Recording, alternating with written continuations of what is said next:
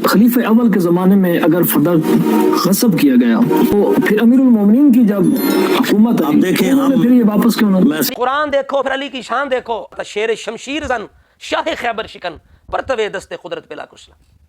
इतने बड़े बहादुर, इतने बड़े फातेह अली मुर्तज़ा शेर खुदा पर ये इल्ज़ाम लगाना और ये कहना कि वो अपनी खिलाफत में मजबूर थे, उन्हें वो तमकीन हासिल ही नहीं थी जो रब्बुल इज़्ज़त ने जो वादा किया था। सूरह हज है और 40 नंबर आयत पढ़ें, फिर 41 नंबर आयत पढ़ें कि जिनको घरों से निकाला गया अल्लाह ने वादा किया, फरमाया उन्हें ये हुकूमत अल्लाह देगा, ज़मीन में तमकीन देगा। तमकीन उसकी निशानी क्या होगी?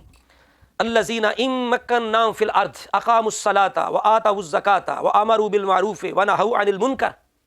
ये वो लोग हैं कि अगर हम उन्हें ज़मीन में इक़्तिदार दें तो वो नमाज कायम करते हैं, ज़कात देते हैं, नेकी का हुक्म देते हैं, बुराई से रोकते हैं। ये मुहाजिरीन के बारे में अल्लाह रब्बुल इज़्ज़त ने फरमाया है और अली मुर्तज़ा मुहाजिरीन है।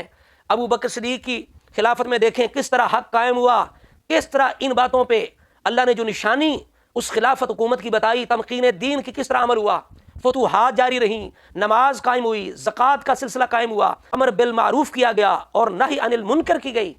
तो माज़ अल्लाह ताला जो कहे कि अली मुर्तज़ा के दौर में ये चीज़ नहीं थी, इससे बड़ी तौहीन खिलाफत अली मुर्तज़ा की शेर खुदा की क्या हो सकती है? यानी जिस खिलाफत को, जिस इमामत को उसकी हकीकत से खाली कर दिया जाए, कुरान से हटा दी जाए, नाउज़ बिल्लाह अस्तग़फिरुल्लाह।